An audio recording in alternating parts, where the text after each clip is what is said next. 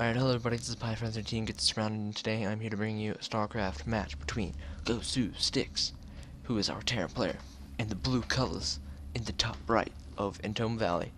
And in the bottom right, we have EmpireviOLet, who is the red Zerg player on Entombed Valley. I think, what do I think about this map? I don't know whether this map, I think this map is pretty much dead even between, well, I feel like it favors Terran just a little bit more than Zerg because these destructible rocks really make it a lot harder for a Zerg to get a third. I mean, sure you can kill it off with like lings, but you have to take the time to do that. Or I mean, I guess you still can't put it down and leave these rocks here. But then think about like a Hellion counterattack can just come and run all like you'd have to run from here all the way around, and by that time, some damage would happen. But no spawning pool yet for our Zerg, so it looks like he may be going for hatch first or a 14 pool, probably hatch first. And our Terran player is not scouted yet. Neither player is scouted yet. So our Zerg player is just saying, alright, I don't care, I'm doing hatch first. I don't care what you're doing. I don't care if your proxy 500,000 raxing me, which isn't even possible. Because I don't think 500,000 racks could fit on this map. But whatever, nevertheless, in other words, his Zerg opponent is just, he knows his Terran opponent cannot stop him, because he knows he's so confident in his playing, because I think, if I remember correctly, EmpireviOLet made it to the quarterfinals of the Red Bull Battlegrounds, where he played against Ganzi, I think. But just kind of scouting around here. Our Terran player is also going CC. He's going CC second without even scouting, which is pretty ballsy. But I don't think it matters, because he's like, well, no ling attacks have come, and it's the 3:30 mark. That's usually when something hits, and so he's like, whatever. And he knows he's just prepared for this. We do see 2 gas coming down, so this is probably gonna mean he's gonna be going for like reactor and some siege tanks and stuff. Our Zerg player still no gas yet, even though spawning pool's finished, so he doesn't really care about metabolic boost at all. Showing he's going to be really passive and try to play a more macro-oriented game. And now we're killing supply depot because we hate it. We all hate supply depots. This is National Flame the Supply Depot Day. And there we go. It set the world on fire. We do see the factory come up here right by the barracks, and we gotta see what add-on he puts down. So we'll check. Oh, and he built a reactor. So we're gonna see. We'll probably see obviously we're gonna see our Terran player swap these two and put out some Hellions. Now the thing is, how many is he gonna make? Is he gonna make 2, 4, 6, 8? And it depends. And our Terran player pretty much saw everything. He didn't get to see that the gases got put down, but it doesn't really matter. The Zerg player hasn't scouted the main, doesn't know about the factory or anything, but he didn't see a lot of barracks, so he's gonna have to assume either they're like, well, he never really got into the main, so he can't really know that there are a lot of barracks. But here we go, Hellions are being produced. He does have 1, 2, 3, 4 queens, so this should be relatively easy for him to hold off. He's now also throwing down a roach warren, which will help him a lot. Why do I hear marine shooting? Oh, they're taking out the Overlord. The Overlord sees everything, because Overlords do that. We see a reactor coming down for our Terran player. Not going for the tech lab just yet. Still, our Zerg player is just making drones. He doesn't care about these Hellions that are gonna come. He knows Hellions are coming, but he's like, dude, I have so many queens. I have 4 queens. You think I care? And Hellions, the first 2, say, oh, there's no third. and the queens are here in a defensive position, and the Hellions are like, ruh-roh. And they turn around and back out, and they're like, alright, I'm holding the line, not any further than this. Then they slowly move the line up and say, this is where we're stopping. Oh, and he cancels that creep tumor. But with this many queens, I don't really think this Hellion, in the recent buff to queens, and just how many, like, how they're viable with the 5 range against a 5 range of Hellions, I just don't think it's viable. And he's sending one scouting Hellion in just to say, see what's up. Did he see the Roach Warren? He did see the Roach Warren. It's going to help him a little bit. He's going to be like, alright, there's going to be roaches. So he can start maybe a little bit of Marauder production, but he only has 1 tech lab. And he is making Marauders, so this is a good choice. I agree. I concur. Now the roaches are coming in to say, hello, and the 5 Hellions, since he made 6, are just trolling away at the roaches, which isn't going to help. We're going to keep these selected and watch this up here. Really nothing. And the Hellions are trying to run back to their home, but the roaches are scaring them off, and he's trying to just out-micro the roaches, because keep in mind, roaches have 4 range and Hellions have 5, but now he is sandwiched between both the roaches, and he's using 5 Hellions. He lost a 6 earlier at 600. Oh, is he gonna kill any more? Okay, so he's only lost 3 Hellions. That's 300 minerals he's lost. And look at the amount of bunkers. It's 4 bunkers. So between the roaches or the Hellions, he lost 300, and the 3 extra bunkers, that's 600. That's his command center's worth, an orbital and command center's worth of Hellion or resources. There, he just lost another one, 700. He checks the 3rd. That's good information for him to have. And he kills off 1 drone. So that's about 900 resources. Wait, 906. 900 resources lost, unless he just decides to salvage these. But he's not salvaging them, and he's leaving them there, and he's moving on out. But just gotta keep in mind, 900 resources lost.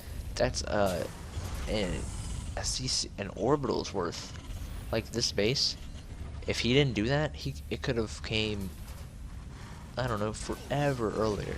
And now we see the Hellion, he's only got 3 Marauders, so depending on the amount of roaches, this could be potent. But our Zerg player opting not to attack, he's just saying, alright, let me make my units, because I've been droning hard. He does have a Baneling Nest, which I don't know if his opponent knows. Where is the Baneling Nest at? His opponent does not know. And the Terran player says, well, I'm not engaging on creep because that is scary, and creep takes like 1 year to recede. But this one creep tumor is going to be the bane of his existence. It's going to troll him into infinity. And now he's killing the destructible rocks, and he needs to go ahead and make this to an orbital. And he wants to take his 3rd. And the Zerg player's had his 3rd for a long time, but more Hellions move in. Ooh. He dealt almost no damage with that attack. Why is this still here? And that's even more Hellions. Let's look at the units lost. L. He's lost 1125. One of these, let's just say, is 1100 in Hellions. And okay, it wasn't only Hellions, but let's just say he wouldn't make them in an odd number, so he made, let's say, 8. That's 1100 he's lost. Oh well, he salvaged these, but so that's 75 more he's lost. So 875 he has lost from just trying to harass and be defensive. Although this Hellion style of harassment is probably going to end soon for players, but we have a nice engagement here for our Terran, trying to even up the units lost. Let's look at this thing. This Hellion style of harassment, since a recent queen buff to 5 range instead of, like, what was it, 3 or 2? 3, I think. This Hellion harass, since they have the same range now, it's just not going to work, because Hellions do no damage versus the queens, and the queen has such huge range that it can't just like sneak attack and like chill and walk around. Like, you're gonna take so much damage from the queens. The 3rd is now up for a Terran, but the 4th is up for our Zerg player. And let's look at the units tab here. 16 more drones than SCVs. Honestly, with 3 mules, that could be a 4th one right now, but he's wants to save 1 scan. Let's look at the income. favoring, even with the mules down, with this amount of mules down, they're about even. So it's looking like 5 SUVs equaling to 1 mule. That's how it's evening out. Our Terran player is trying to drop, taking out 1 Baneling with 1 Marine. That's a pretty good trade for him. Oh, might have been 2 Banelings. But nevertheless, he's behind and needs to find a way to get ahead. Because that CC was so delayed, because like I said, the Hellions, like, I'm gonna keep coming back to that, because Hellions, they used to be a really good opener. The Hellion expand, harass, contain, bob. But we see an engagement here for our Terran Zerg player, and the Terran player gets owned, to say the least, because, well, it's 1-1 versus 1-1. But let's look at the, I'm gonna do this, production. No 1-1 on the way for our Zerg player, so he says, screw upgrades, we don't need them. Oh no, 2-2 just finished. Scratched what I said, I'm a dummy. So 2-2 just finished, and 2-2 is only about halfway done for our Terran player. So there's going to be a 95-second end-game timing window where our Zerg player is going to be really strong, but we have triple command center coming down now for Styx. He's trying to just play risky and get, or not really risky, but trying to play smart and get back in, but honestly, this isn't really going to do much. But we see a nice engagement over here. The tanks set up, actually doing a decent amount of splash damage to these Zerglings, but I think that's what's been killing our Terran player this game. I just randomly stemming here, because you know that's cool. I think this is a mistake. I think he meant to move out right now, but he didn't actually move.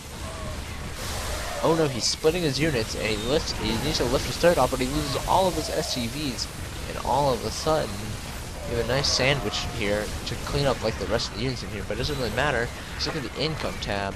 82 harvesters, 44. Our Zerg is doubling in income. Wow. I mean, even with so many orbitals, he has 5 orbitals, but it doesn't really matter. Probably gonna make this one planetary. Come on, is he gonna do it? We'll find out later. But also, these supply depots are dying. This refinery is dying, and this is gonna supply block him. Unless he is already making one, which he is not, so he is now supply blocked. Ooh, Styx is just falling apart here, and we have a nice engagement possibly having over here. The tanks aren't set up, and he engages my creep, and the tanks now get set up. There's a decent split. Not that great though, but the fungals, and then the Baneling hits, and the tanks not being sieged up, and oh my goodness, just, everything. Cleaning up the rest of the Marines. The Ultralist Cavern is nearing completion, and the greater spire, spire. Sorry, it's nearing completion as well. Roar. Our Terran player does not know about this, but our Zerg player is on 1, 2, 3, 4, 5. 1, 2, 3, 4, 5. 5 bases now. Sorry, I have trouble counting sometimes. It's on 5 bases now, and it has a 32 drone lead. That's like an expansion and a third's worth of drones. He's taking a 6 base now. He's playing so greedy. I think he's going for Broodlords, and Ultralists needs so much gas. He's getting that kindness plating. Let's check out the upgrades for both players. Let's check out the production. 3-3 on the way for our Terran player, but 3-3 almost done for our Zerg player. No doubt he's going to try and do some kind of timing attack or something when 3-3 is finished. Does he have any missile upgrades? Broodlords being morphed in, and our Terran player rolling on out to just say hello to the creep, and needs to be careful. Are there any... See, what is he doing? What is he doing? What is he doing? Any roaches on the field? There are 4. I want to check his range upgrade. He's probably at like 0 range. Oh, I just went back to the beginning of the game. Well, we're gonna skip back because you can't go in the future. So we'll just go back exactly where we were. All right, we see the Broodlords here. Oh, he's trying to leapfrog with the Broodlords in this trench, quickly sniping 2 tanks. That's really gonna hurt our Zerg players, since he has so many Zerglings. 3-3 is now finished. and we could see a big battle. We're gonna be pulled up units last time to see those favors. Apparently, it's about even, but the huge fungus and huge Baneling is just completely demolishing the Terran, and all of a sudden the Zerg is way ahead.